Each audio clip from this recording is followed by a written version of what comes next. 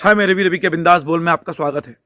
दरअसल ये वीडियो बड़ा ही इंपॉर्टेंट है हर उस उत्तराखंड वासी के लिए जो उत्तराखंड के लिए संवेदनशील है, जिसके लिए उत्तराखंड के प्रति दर्द है, दया है और चाहता है कि उत्तराखंड की जिस परिकल्पना के लिए हमने नए राज्य की चिंता की थी, आंदोलन किए थे और बनाया था, उस उत्तराखंड के लिए आपको ये वीडियो अंत तक सुनना जरूर चाहिए। दरअसल नई परिसीमन के तहत हमारे उत्तराखंड में नई विधानसभा सीटें तय होंगी।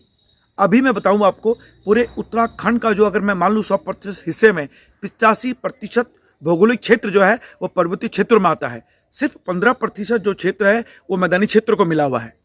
लेकिन इसमें जितने एमएलए हैं आज की तारीख में 70% जो एमएलए हैं वो मिले हैं हमारे मैदानी क्षेत्रों को और लगभग 30 से 35% एमएलए मिले हैं पर्वतीय क्षेत्रों को। गौर से सुनिएगा आप, 2006 के परिसीमन में उत्तराखंड में से 9 विधानसभा सीटों को मैदानी क्षेत्र में मिलाया जा रहा था, यानी कि पर्वतीय क्षेत्रों की 9 विधानसभा सीटों को कम किया जा रहा था। लेकिन हमारे उत्तराखंड के कुछ जागरूक लोगों ने विद्रोह किया, आंदोलन किया और 3 विधानसभा सीटें पहाड़ों को रोक ली। लेकिन उन 9 विधानसभा सीटों में से जो 6 विधानसभा सीटें पहाड़ों में कम हुई हैं, आप जानते हैं पहाड़ों में होने वाले विकास कार्य थम गए। 2026 में जो नया परिसीमन लागू होने वाला है, उस परिसीमन में हमारे उत्तराखंड की जो 85% एमएलए सीट्स हैं वो मैदानी क्षेत्र को मिलेंगी। नोटिस कीजिएगा, 85% एमएलए सीट उस हिस्से को मिलने वाली हैं जिसका पूरे उत्तराखंड में सिर्फ 15% मैदानी क्षेत्र है और जो 85% एरिया है भौगोलिक क्षेत्र पर्वतीय, वहाँ सिर्फ 15% एमएलए रह जाएंगे। यानी कि कुल 70 विधानसभा सीटों में से 50 से 55 एमएलए मिलेंगे मैदानी क्षेत्र को, 15 से 20 एमएलए सिर्फ पहाड़ी क्षेत्रों में रह जाएंगे। आप जानते हैं पहाड़ी क्षेत्रों की परिकल्पना के लिए बना ये उत्तराखंड नष्ट हो जाएगा, गौण हो जाएगा। इस इंटरव्यू में मैंने एक ऐसे व्यक्ति का इंटरव्यू लिया हुआ है जो मैदानी क्षेत्र और पहाड़ी क्षेत्र की स्थिति में उसने काम किया है। कंडी मार्ग जो कोटद्वार और रामनगर के क्षेत्र को जोड़ती है उसके लिए काम किया है। सुनिए पीसी जोशी को, और इस इंटरव्यू को सुन के आप जान पाएंगे उत्तराखंड के भले किसी इलाके में आप रहते हो, लेकिन उत्तराखंड की आवाज़ जो पर्वतीय क्षेत्र की परिकल्पना हम चाहते हैं उसे जानने के लिए आपको इस वीडियो को सुनना चाहिए। और कल्पना कीजिए कि जब उत्तराखंड में 70 विधानसभा सीटों के 55 एमएलए मैदानी क्षेत्रों के होंगे और सिर्फ 15 एमएलए आपको पहाड़ी क्षेत्रों के मिलेंगे, यानी 85% भौगोलिक एरिया में, तो इस पहाड़ी क्षेत्र की जो परिकल्पना हमने की थी वो गौण हो जाएगी, नष्ट हो जाएगी और हमारा उत्तराखंड इससे बेहतर तो उत्तर प्रदेश में था, ऐसी मान्यता मिल जाएगी। और आज की तारीख में हमारे सरकारी विभागों में जो नौकरियां कर रहे हैं, जानते हैं उसमें से लगभग 60% लोग पहाड़ी नहीं है, उत्तराखंडी नहीं है, बाहर के लोग यहाँ आए हुए हैं। अभी भी मौका है उत्तराखंड को बचाने का। फिलहाल इस इंटरव्यू को जरूर सुनिएगा, बाकी और भी चीज़ें मैं आपके सामने पेश करूंगा। फिलहाल आज की सीरीज में आप इस इंटरव्यू को सुनिए और बचा लीजिए इस पहाड़ को। सिर्फ जमीन के लिए, अपने उत्तराखंड को बचाने के लिए इन्होंने यूकेडी ज्वाइन की। सत्ता का लालच नहीं है, बीजेपी ज्वाइन की सबसे पहले, लेकिन जब उनके कार्य को ये आधार पर नहीं लाए फिर उन्होंने यूकेडी ज्वाइन करी। और मैं आपको बता दूं, ये चुनाव नहीं लड़ना चाहते हैं और ना ही नेता बनना चाहते हैं, ये सिर्फ अपने उत्तराखंड को आगे देखना चाहते हैं। इसी कड़ी में जब इन्होंने देखा कि जो पर्वतीय क्षेत्रों की सहायता नहीं हो पा रही है, तो एक मदन कौशिक रिपोर्ट है, उसके आधार पे इन्होंने समाजवादी पार्टी ज्वाइन की है। थोड़ा आपको सुन के थोड़ा धक्का सा लग रहा होगा, समाजवादी पार्टी को हमारे उत्तराखंड में थोड़ा सा अछूत माना जाता है। उसके बावजूद उन्होंने वो पार्टी क्यों ज्वाइन करी उस पर भी हम चर्चा करेंगे। फिलहाल आपका संक्षिप्त परिचय सर। मेरा नाम पीसी जोशी है, प्रेमचंद जोशी। मैं यहाँ रामनगर में रहता हूँ और यहाँ पर रामनगर के पास ही मेरी एक कॉलोनी है, जोशी कॉलोनी, यहाँ पर हूँ। पहले मेरी ज़मीनें धारा झरना कोठीरों में हुआ करती थी, हम उसके भी एक हिस्से हैं और वो हमने कॉर्बेट नेशनल पार्क को वो जगहें दे दी थी। और उसमें से मेरा सबसे बड़ा आंदोलन जो मेरा रहा एक कंडी मार्ग का रहा। कंडी मार्ग जो यहाँ से आपके टनकपुर से लेते करके जो पूरे हरिद्वार तक जाती थी, रामनगर और कोटद्वार के बीच में मात्र ये 90 किलोमीटर का एक रास्ता जो है, ये हमारा 200 साल पुराना रास्ता था। इसको लेकर के मैं हाई कोर्ट में भी 2 दफ़े गया हूँ, अभी मैं सुप्रीम कोर्ट भी गया हूँ। दूसरा मेरा इसमें जो मेरे मित्र ने कहा है कि सपा के लिए, तो ये कहा हुआ है, अब मैंने जो दुश्वारियाँ उत्तराखंड के साथ में हुई हैं इन 20 सालों में, मैं उसके बारे में आपको बताता हूँ। जो मैं काम कर रहा हूँ धरातल पे, जो मैंने काम किए हैं, एक तो ये आपका कंडी मार्ग का जो है, इसके लिए 2 दफ़े हाई कोर्ट और मैं सुप्रीम कोर्ट भी मैं अभी गया हुआ हूँ। अगर ये हमारा बन गया होता तो आज हम कम से कम 10 करोड़ रुपया पर डे के हिसाब से जो हम खर्च कर रहे हैं, जो हम यूपी से होते हुए जा रहे हैं, ये हमको नहीं जाना पड़ता। एक सेकंड में टूकूंगा आपको। कंडी मार्ग की बात करें, कंडी मार्ग रामनगर से कोटद्वार का एक ऐसा रास्ता है जो जंगल से होकर जाता है। यानी कि आज की तारीख में जब हम लोग कोटद्वार जाते हैं तो हमें उत्तर प्रदेश के रास्ते होकर जाना पड़ता है, धामपुर नगीना के रास्ते में जाना पड़ता है, बिजनौर के रास्ते। लेकिन अगर कंडी मार्ग खुल गया होता, कंडी मार्ग वो है जो सिर्फ यहाँ से कोटद्वार 80 किलोमीटर की दूरी है और वो सिर्फ और सिर्फ जंगल के रास्ते से, यानी उत्तराखंड के रास्ते से आप उत्तराखंड के एक जिले से दूसरे जिले में पहुंच सकते हैं। कंडी मार्ग वो है आगे से। हाँ, और ये इसकी लड़ाई है। फिर उसके अलावा में हम भौगोलिक आधार पर परिसीमन के लिए हम हाईकोर्ट में गए हैं। भौगोलिक आधार पर परिसीमन ये है, पहले जो हमारा उत्तराखंड था, यूपी में जब हम थे तो पर्वतीय हिमालय राज्यों की तर्ज पे असम, मेघालय, त्रिपुरा, नागालैंड, मणिपुर, मिजोरम, जम्मू कश्मीर, हिमाचल प्रदेश और यूपी का उत्तराखंड, उसके लिए सेंट्रल गवर्नमेंट की गाइडलाइंस होती थी पूर्वोत्तर राज्यों की तर्ज पे। स्पेशल कंपोनेंट हमको मिलता था और हमको उसके अंदर ट्रीट किया जाता था। तो उसमें सिर्फ आपका पहाड़ी भाग ही उसमें था, क्योंकि वो डेमोग्राफिक डिस्पैरिटी बढ़ जाती है। सवाल मैदान और पहाड़ का नहीं है, क्योंकि जो उत्तराखंड का जो हमारे 8 जिले जो हमारे थे, पहले हम पर्वतीय विकास हुआ करते थे, पर्वतीय विकास मंत्रालय हमारा एक था, उसमें सिर्फ पहाड़ के हमारे 8 जिले थे। उसमें हमारा एक चीफ सेक्रेटरी हुआ करता था। नैनीताल में उसका हमारा सचिवालय था, उसमें सिर्फ पहाड़ के 8 जिले थे, देहरादून, उत्तरकाशी, चमोली, टिहरी गढ़वाल, पौड़ी गढ़वाल, आपका पिथौरागढ़, आपका अल्मोड़ा और नैनीताल, ये हमारे सिर्फ 8 जिले उसमें थे। तो उसके बाद में जब ये हमारा पर्वतीय विकास ऑलरेडी हमारा एक मंत्रालय चलता था, जो उसमें हिल काउंसिल की तरह से डेवलप हम होते थे, उसमें सिर्फ पहाड़ के ही विकास के लिए सेंट्रल गवर्नमेंट स्पेशल कंपोनेंट्स हमको देती थी पूर्वोत्तर राज्यों की तर्ज पे। तो सवाल ये हुआ, इसके लिए भी फिर हम हाईकोर्ट में गए, जबकि यहाँ की सरकारों ने एक पलायन आयोग बनाया। जो पलायन आयोग बनाने पर फिर हमने ये सोचा कि भाई हमने कोर्ट में जाना हमको चाहिए, क्योंकि जब 2026 में जब जनसंख्या के हिसाब से जब परिसीमन होगा, तो उस परिसीमन में क्या हो गया, सारी जनसंख्या नीचे है, मैदान में है, ऊपर तो जनसंख्या है ही नहीं। जो मैदान का जो भाग इन्होंने मिलाया है कन्वीनियंट के हिसाब से, शिक्षा, स्वास्थ्य, सुरक्षा और अपना सड़क, पानी, बिजली, ये मैदानी भाग में ही है, पहाड़ों में नहीं है। ये हिस्सा मिलाने से इसमें क्या हो गया, डेमोग्राफिक डिस्पैरिटी बन गई। जनसंख्या का घनत्व जो है पहाड़ में कम हो गया और नीचे हो गया। अगर यही सुविधाएं वहाँ पर भी अगर होती तो हमारा ये हाल नहीं होता। तो पर्वतीय इसलिए जब पलायन आयोग यहाँ की सरकारों ने बनाया, उन्होंने भी उसमें यही जिक्र किया, सिर्फ ये पहाड़ के 8 जिलों का विकास नहीं हो रहा, पहाड़ के जिलों का विकास नहीं हो रहा है।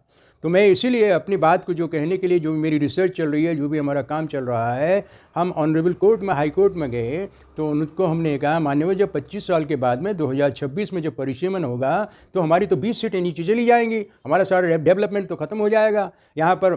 तो इसीलिए यहाँ पर जो है जनसंख्या न हो करके भौगोलिक आधार इसका परिसीमन होना चाहिए।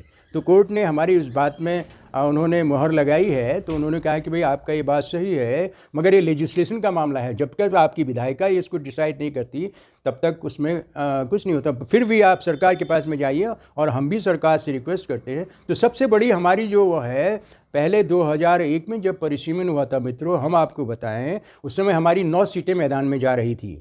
तो हमने उसमें आंदोलन किया था। आंदोलन में हमको 10% का वेरिएशन मिला, ऊपर आपकी जनसंख्या बढ़ाई, नीचे आपकी मैदान में जो है जनसंख्या कम की। तो उसमें हम 6 सीटें नीचे गई, हमारी 3 सीटें हम बचा पाए।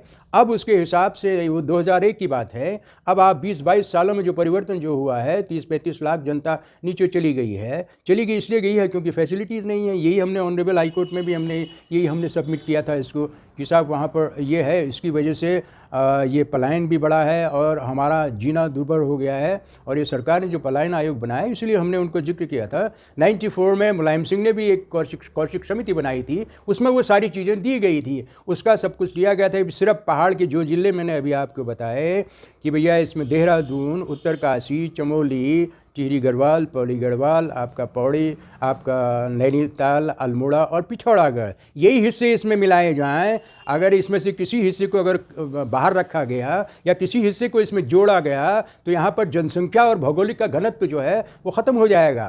तो वही चीज़ हम उसको महसूस कर रहे हैं।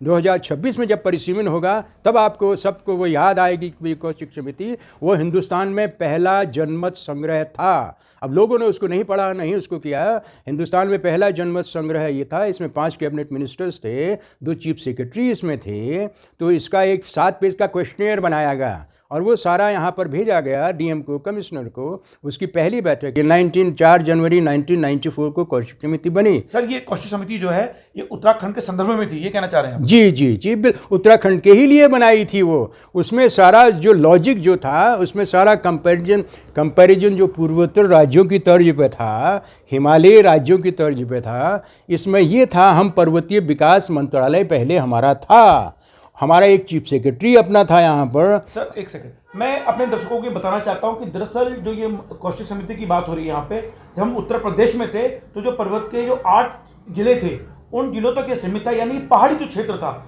और मैं बता दूं आपको कि जो हमारे उत्तराखंड की जो उत्तराखंडियत थी, जो भौगोलिक परिस्थितियों के अनुसार हम बड़ी परेशानियां झेल रहे थे, उसको देखकर कौशिक समिति ने अपनी राय रखी, केंद्र सरकार को भेजा गया था। वो लागू हो नहीं पाया, वो बात अलग है, लेकिन एक प्रकार से एक पहाड़ के दृष्टिकोण के लिए बहुत बेहतर समिति ये बनाई गई थी। और आज की तारीख में यानी उत्तर प्रदेश रहते हुए जो उत्तराखंड को सौभाग्य देने जा रहे थे, आज की तारीख में हमें उत्तराखंड जरूर मिला है। लेकिन अगर 2026 में नया परिसीमन होगा तो मैं आपको लिखकर दे रहा हूं ये बात, चाहे आप बीजेपी वाले हैं, कांग्रेस वाले हैं, किसी भी दल वाले हैं, उत्तराखंड नष्ट हो जाएगा। और इसलिए ये कौशिक समिति लागू नहीं हो पाई है यहाँ पे। अगर आज की तारीख में अगर उत्तराखंड में जो नया परिसीमन होगा, उस नए परिसीमन से हमारे उत्तराखंड की जो भौगोलिक परिस्थिति के अनुसार जिसकी राज्य हमने परिकल्पना की है वो नष्ट हो जाने वाली है। क्योंकि 70 विधानसभा सीटों में से लगभग 50 जो एमएलए होंगे वो मैदानी क्षेत्रों के होंगे, और सिर्फ 15 से 20 जो एमएलए होंगे वो पहाड़ी क्षेत्र में होंगे। अभी हमारे जोशी जी ने बताया कि 2008 में जो परिसीमन हुआ था, हमारे 9 विधायक पहाड़ी क्षेत्रों के, उसमें से 6 विधायक मैदानी क्षेत्रों को मिल गए और हमारे 6 विधायक कम हो गए पहाड़ों के, और सिर्फ 3 विधायक ये रोक पाए हैं। एक रिक्वेस्ट है, इस इंटरव्यू को गौर से सुनिएगा। अगर आप पहाड़ के लोग हैं, पहाड़ को बचाना चाहते हैं, पहाड़ के प्रति अगर आपको दर्द है, तो आपको नए परिसीमन से पहले जन आंदोलन की जरूरत होगी। भौगोलिक परिस्थितियों के अनुसार हमारी जो हमें नए परिसीमन में सीटें गंवानी नहीं है, जो 9 सीटें जा चुकी हैं, 6 सीटें जा चुकी है, हमें वो वापस लानी होंगी। आगे सर। हाँ, तो इसमें ये जो थी, देखिए जब आपकी जनसंख्या वहाँ पर नहीं रहेगी, जब आपके लोग वहाँ पर नहीं रहेंगे, और आपका एक ढांचा इस तरह से क्रिएट कर दिया गया है कि जनसंख्या, अगर ये मैदानी भाग का हमारे इसमें नहीं मिलाया जाता तो हमको ये दुश्वारियाँ नहीं झेलनी पड़ती। अब हम आपको बताएं, जो पूर्वोत्तर के राज्यों की तर्ज पर हम जो बात कर रहे हैं, उसमें एक हमारा आपका सिक्किम में 12,000 की जनसंख्या पर एक विधायक है। सिक्किम में 12,000 की जनसंख्या में एक विधायक है। तो ऐसा भी नहीं है। तो उसी तरह से हमारे यहाँ पर भी अगर इसको, जब तक यहाँ पर जनसंख्या हमारी विधायकों बढ़ती नहीं है, तो और फिर दूसरा क्या, हम जो आपसे कह रहे हैं, हम जो इसमें जोर दे रहे हैं, परिसीमन भौगोलिक आधार पर होना चाहिए मित्रों। सिर्फ मात्र 15% मैदानी भाग है, सिर्फ 15%। कुल उत्तराखंड में 15% जो है मैदानी भाग है, और उसको कुल विधायकों का 75% विधायक मैदानी क्षेत्र में मिल रहे हैं, यानी 15% हिस्से को 75% विधायक मिल रहे हैं, और बाकी 85% हिस्से को सिर्फ 15% विधायक मिलने जा रहे हैं। आप सोचेगा कितनी बड़ी दुश्वारी हमारे साथ होने वाली है। उत्तराखंड के युवाओं को अभी से सोचना होगा। आगे सर। हाँ मित्र, हमारे रवि रावत हमारे पास में आए हुए हैं, तो हम वही बातें हम आपको कह रहे हैं जो हमने ऑनरेबल कोर्ट में जा कर के, क्योंकि हम माननीय कोर्ट में भी गए हैं, हाई कोर्ट में हम गए हैं, एक 400 पेज का दस्तावेज हमने बनाया, पिटीशन अपना, उसमें हमने यही चीज़ें रखी है माननीय कोर्ट को। जब माननीय कोर्ट ने हमारे उसमें ये ठप्पा लगाया तो हम इसको थोड़ा सा प्रचार प्रसारित इसलिए कर रहे हैं, जब मेरी ऑनरेबल कोर्ट ने जब इस चीज़ को माना है, आपको भी मानना पड़ेगा। हम आपसे दरख्वास्त करते हैं सारी जनता से, जब मेरी कोर्ट ने यहाँ पर मेरी उस चीज़ को माना है, दस्तावेज, हम जानते हैं कि भाई हर एक आदमी इतना जहमत नहीं कर सकता इन चीज़ों को लेकर के, मगर वो हमने इकट्ठा किया, हम कोर्ट के पास में गए हैं, माननीय कोर्ट ने हमारी चीजें मानी है। सर ये कोर्ट ने आपकी चीजें मानी हैं। हाँ। तो ये जो नया परिसीमन जो हम कह रहे हैं कि भौगोलिक स्थिति के लिए, तो भौगोलिक स्थिति जो परिसीमन होगा, इसे हम लोग कैसे रोक सकते हैं? मतलब कि हम पहाड़ी क्षेत्रों में ज़्यादा हो, इसके लिए हमें क्या हमारे जो विधायक, जो हमारी सरकार बनेगी वो इसे काम कर सकती है, या केंद्र सरकार इसमें हस्तक्षेप करेगा, या कोर्ट हस्तक्षेप करेगा? हाँ। ये समझा दीजिए हम लोग। हाँ, उसमें देखिए, ये कहीं भी कानून में ये नहीं है कि भाई जनसंख्या के हिसाब से हो या भौगोलिक के हिसाब से हो। तो जहाँ भी जिसकी जो चीज़ें ज़्यादा हैं, देखिए कोई भी चीज़ के लिए संतुलन जनता का होता है, संतुलन उसकी रिकमेंडेशंस का होता है। अगर यहाँ पर 85% जनसंख्या अगर यहाँ पर रह रही है, तो यहाँ का जो विधानसभाएँ जो हैं, इनको लिखना चाहिए डिलिमिटेशन कमीशन को कि भाई 80% जनसंख्या जो है भौगोलिक परिस्थिति में रहती है, इसलिए भौगोलिक आधार पर परिसीमन होना चाहिए। हम उन सरकारों से यही दरख्वास्त करेंगे, आप जिस पार्टी को भी बिलोंग करते हैं, जहाँ भी भी करते हैं वो लेजिस्लेशन लाएं और दूसरा ये कमिटमेंट करें अभी से हम भौगोलिक आधार पर यहाँ से हम आपका परिसीमन करवाएंगे। हम भौगोलिक आने वाला जो 2026 का परिसीमन है वो हम भौगोलिक आधार पर करेंगे, ये जनता को एश्योर करें यहाँ की। तभी तो अब दूसरी चीज़ क्या है उसमें हम जो बार बार उसका हम जिक्र कर रहे हैं कौशिक समिति का, वो एक रिटर्न दस्तावेज है, वो एक विधानसभा का प्रस्ताव है। जब हम यूपी में थे तो 500 लोगों ने उसमें लिखा है और ये हिंदुस्तान में पहला जनमत संग्रह है, पहला जनमत संग्रह है जिसमें एक क्वेश्चनेयर 7 पेज का बनाया गया। वो उसकी पहली बैठक, उसमें 5 कैबिनेट मिनिस्टर्स थे जो चीफ सेक्रेटरी थे, और उसी भाग को जो हमारा पर्वतीय विकास 1961 से जो चला आ रहा था पूर्वोत्तर राज्यों की तर्ज पे है, उसको 73 में हमको परमानेंट एक सचिव मिला, यहाँ पर परमानेंट हमको कार्यालय सचिवालय मिला नैनीताल में। तो ऑल टुगेदर हमारा पहाड़ का जो डेवलपमेंट था पूरा उत्तराखंड का वो उसके द्वारा होता था, वही उसको मॉनिटर करते थे। तो उसके बाद में कौशिक समिति बना करके वही मुलायम सिंह ने इधर कन्वर्ट किया, उसी चीज़ को उन्होंने कन्वर्ट किया। उसमें अब हम आजकल आप देख रहे हैं भू कानून के बारे में, तो उसमें ऑलरेडी लिखा हुआ था भू कानून हिमाचल की तर्ज पे है, उसमें ये लिखा हुआ था भू कानून हिमाचल की तर्ज पे होगा, यहाँ की परिसंपत्तियों का जो है वो अधिकार जो होगा यहाँ के लोगों का होगा। आज जो हमारा अधिकार हमारे पास में नहीं है परिसंपत्तियों का, जितना भी ये कालागढ़ डैम देख रहे हैं, ये देख रहे हैं, जितना भी देख रहे हैं, ये सारी यूपी के पास में है, जबकि ये हमारे पास में होनी चाहिए थी। ये उसमें कौशिक समिति में उसका रेफरेंस भी दिया हुआ है, जो हिमाचल के बंटवारे के टाइम में, असम के बंटवारे के टाइम में और आपके हरियाणा के बंटवारे के टाइम में जो मॉडलिटीज़ तय की गई थी, गुजरात के बंटवारे के टाइम में, एज इज़ वेर, जिसके हिस्से में जो चीज़ें आती है वो उसकी होंगी नहीं होंगी, बताइए। होनी चाहिए। आपने अधिकार दे दिया, यूपी को दे दिया, अरे ये किस तरह का आपने उत्तराखंड बनाया भाई। दूसरा, और आपने ये एक मॉडलिटीज़ तय कर दी इसमें कि भैया 85% का उसमें कोई हस्से भी नहीं है, 15% को आपने सारी चीज़ें 15% की कर दी। ये कौन सी डेमोक्रेटिक आप बातें कर रहे हैं उत्तराखंड में। तो सवाल ये है, इनको जानने की ज़रूरत है, बहुत सी चीज़ें हैं जिसमें हम काम कर रहे हैं। और चकबंदी के लिए भी मैं हाई कोर्ट में गया हूँ मित्रों, चकबंदी के लिए भी मैं हाई कोर्ट में गया हूँ। ऑनरेबल कोर्ट ने ये कहा है कि भैया जब लोग चाहते हैं तो उनकी आप चकबंदी क्यों नहीं करते हैं आप, ये भी है। अभी फिर इसमें दूसरी चीज़ अभी क्या है, शायद मित्रों आपको ये मालूम नहीं होगा, हमारा जो है मूल निवास ख़त्म कर दिया गया है। जो 1950 होना चाहिए था उसको 1985 कर दिया गया है, उसको डाइल्यूट किया गया है। अरे भाई उत्तराखंड बनाने की बात हमने की थी, सबने की थी, हमने ये तो नहीं कहा था कि भाई आप मेरा मूल निवासी ख़त्म कर दो, कुछ भी नहीं है। उसकी हमारे लिए सेंटिमेंटल वैल्यू है, हमारे लिए सारी वैल्यू है, पवित्र हमारे लिए चीज़ है वो एक। उसको आपने कह दिया कि भाई 1985 से जो आदमी यहाँ रह रहा है वो यहाँ का मूल निवासी मान लिया जाए, कैसे मान लिया जाएगा बताइए। हम ये नहीं कह रहे हैं कि भाई वो भी हमारे हैं, ये भी हमें, कहीं ना कहीं तो 1950 में जो आदमी जहाँ था वो वहाँ का मूल निवासी है। आपको हमारे ही उसमें प्रहार करने की ज़रूरत क्या पड़ेगी जो उस समय ये किया गया। दरअसल हमारे उत्तराखंड में भाजपा कांग्रेस की सरकारें रही हैं और इन सब क्योंकि इनकी जो सोच है, राष्ट्रीय पार्टियां हैं, उत्तराखंड के प्रति जो इनकी जो दर्द भाव वो कभी नहीं आ पाया। और व्यक्तिगत रूप से देखिए, कोई भी भाजपा का समर्थक हो सकता है, कांग्रेस का समर्थक हो सकता है, व्यक्तिगत रूप से मुझे भाजपा का समर्थक माना जाता है, मैं हूँ, दोहराई नहीं है। लेकिन जब उत्तराखंड की बात आएगी तो मैं निश्चित रूप से उत्तराखंड के बारे में सोचूंगा। जब आज मैं ये सोचता हूँ कि जब 2026 में परिसीमन होगा तो जो मेरे उत्तराखंड का जो 85% एरिया है वहां उत्तराखंड के कुल विधायकों में से 15% विधायक रह जाएंगे। तो बताइए पीड़ा होगी नहीं होगी। मैं चाहता हूं कि ये पीड़ा का महसूस कीजिए। और आप चाहे गढ़वाली हैं, ठाकुर हैं, ब्राह्मण हैं, SC हैं, ST हैं, कुछ भी हो, आपको इस समय सिर्फ और सिर्फ उत्तराखंड बन के सोचना होगा। जो उत्तराखंड के पर्वतीय इलाके हैं उनको हमें कैसे बचाना है। आप देख लीजिए कि जितनी विधायक निधि मिलती है, जो उत्तराखंड का 15% हिस्सा है, वहां पे जब उत्तराखंड के 85% विधायक वहां रहेंगे तो सारा पैसा तो वहां चला जाएगा, तो हमारे उत्तराखंड बनने की परिकल्पना कहां रह जाएगी। यानी कि इतना बड़ा क्षेत्र और वहां की विधायक नीति के अनुसार वो कितना काम कर पाएगा। मुझे लगता है कि ये जो राज्य सरकारें जो बन रही है, चाहे भाजपा की, कांग्रेस की है, उन्होंने हमें सिर्फ धोखा दिया है। इस धोखे के खिलाफ हमें आवाज उठानी होगी।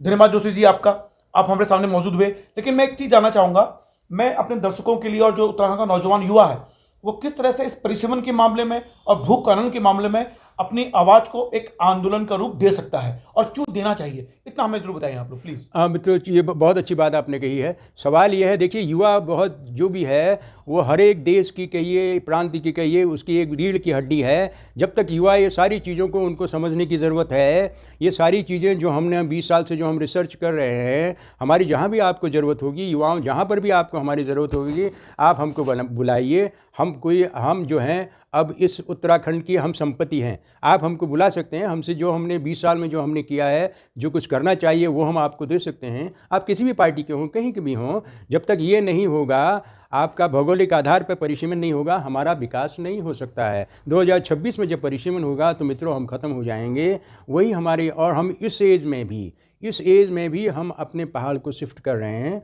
हम मेरा रानीखेत के पास मेरा है, मैं वहाँ पर अपनी एक मेरी 101 नाली मेरे परिवार के मेरे 10-12 लोगों की ज़मीनें हैं, उसको मैं वहाँ पर सिंचाई के लिए भी कर रहा हूँ, फेंसिंग करने का मेरा प्रोग्राम है। हम ये चाहते हैं कि भाई जब हम कर सकते हैं और हम जब रिसर्च कर सकते हैं, ठीक है, हर एक आदमी रिसर्च नहीं कर सकता है। हमारे पास में इतनी किताबें हैं, रवि को हमने बताई हैं कि भाई 1 दर्जन किताबें हैं आंदोलनकारियों ने जो लिखी हुई हैं, वो हमने इनको बताई हैं और हमने अपना विश्वास मजबूत किया। टेक्निकलिटी को आपको समझने की ज़रूरत है।